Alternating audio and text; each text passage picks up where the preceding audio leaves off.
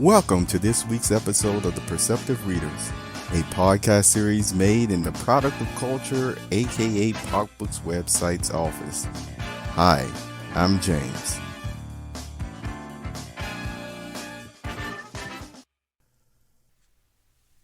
God is love and the ultimate poet.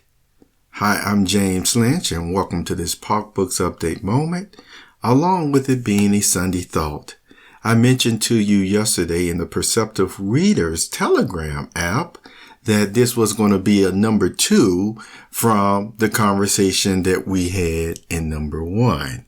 And remember, I asked several questions on a spirituality topic, so to speak, which I hope you gained some value from. And so I mentioned that I would also post a Perceptive Readers podcast or PocbooksCrypto update moment and the regular podcast that is distributed or homed on SoundCloud, which then actually branches out to many other platforms from here.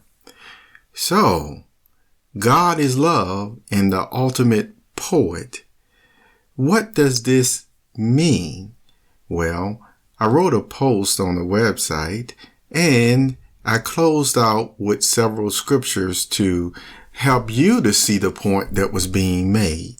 So this is one of those articles, I would say sage poetic moments as well, you see, that goes into personal feelings about God and actually the actions and statements he's made to people, to groups, you see, humankind.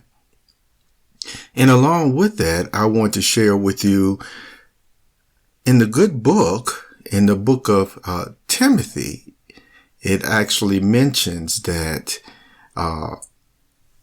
God's word has everything that we need to be fully competent, you see, in doing good works. And, of course, that means pleasing him.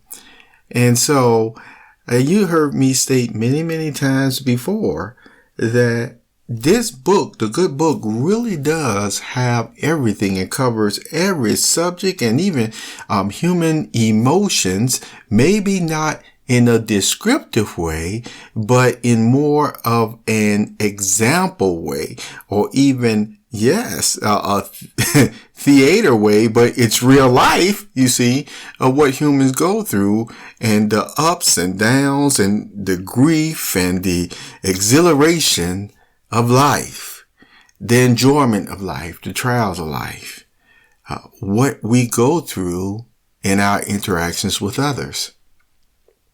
And I've always appreciated the way that God expresses himself. You see, sometimes when you first start off reading the Bible, and for myself, I'm way past that phase now, but I do realize, I can really think back to younger days when I first started. You were so busy really just trying to get your questions answered at times, you see, that you actually bypass, if you will, the very flavorful emotions and language that God uses to express himself.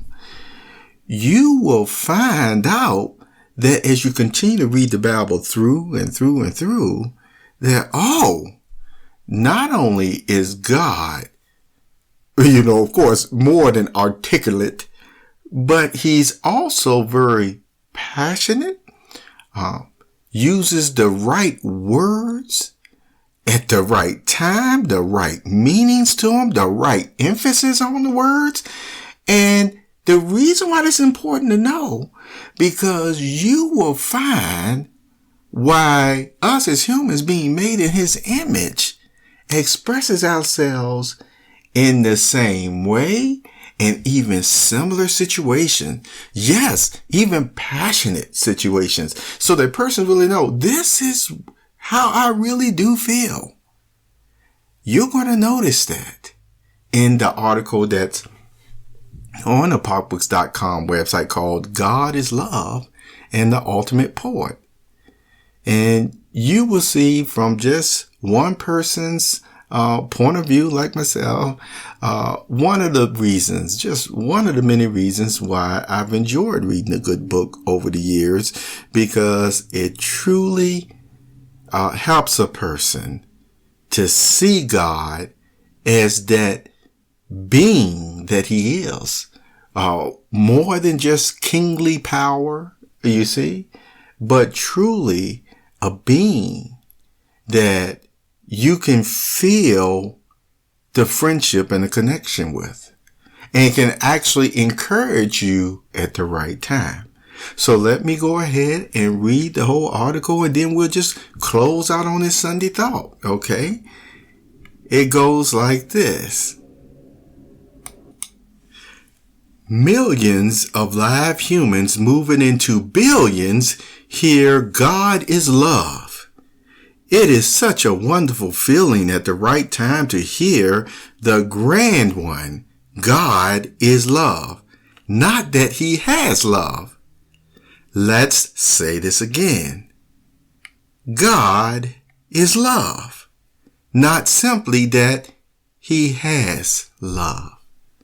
With this knowledge in mind, by spending time in his word, the Bible, or affectionately called the good book, every day you will read how this grand one expresses himself in such poetic language, which is proving once again he is the ultimate, yes, the ultimate poetic, if you will.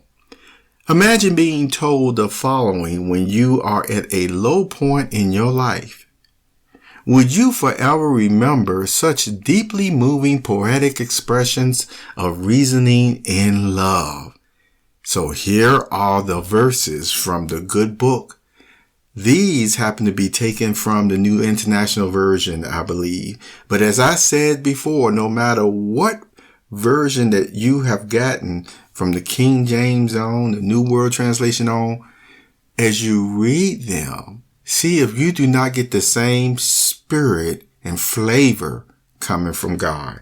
So remember in my comments that imagine being told the following when you are at a low point in life by God. See, imagine being told this, and I want to emphasize, would you forever remember such deeply moving poetic expressions of reasoning and love? And these thoughts are taken from Ezekiel chapter 16, verses 5 through 12. God speaks. No one looked on you with pity or had compassion enough to do any of these things for you. Rather, you were thrown out into the open field. For on the day you were born, you were despised. Then I passed by and saw you kicking about in your blood. And as you lay there in your blood, I said to you, live. I made you grow like a plant of the field. You grew and developed and entered puberty. Your breasts had formed and your hair had grown, yet you were stark naked. Later, I passed by, and when I looked at you and saw that you were old enough for love, I spread the corner of my garment over you and covered your naked body. I gave you my solemn oath and entered into a covenant with you, declares the sovereign Lord, and you became mine. I bathed you with water and washed the blood from you and put ointments on you. I clothed you with an embroidered dress and put sandals of fine leather on you. I dressed you in fine linen and covered you with costly garments. I adorned you with jewelry. I put bracelets on your arms and a necklace around your neck. And I put a ring on your nose, earrings on your ears, and a beautiful crown on your head. that ends the quote of God's statements there. Did you feel the flavor and the spirit of such language? Yes, poetic language has a flow of its own. It's more than just statements. See, it's statements that intertwine with that emotional to it. God has it. He has it in these verses.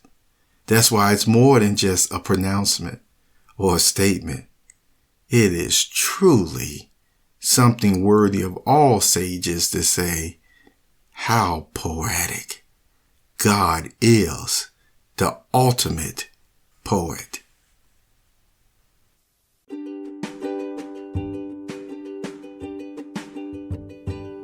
You have just listened to the Perceptive Readers podcast.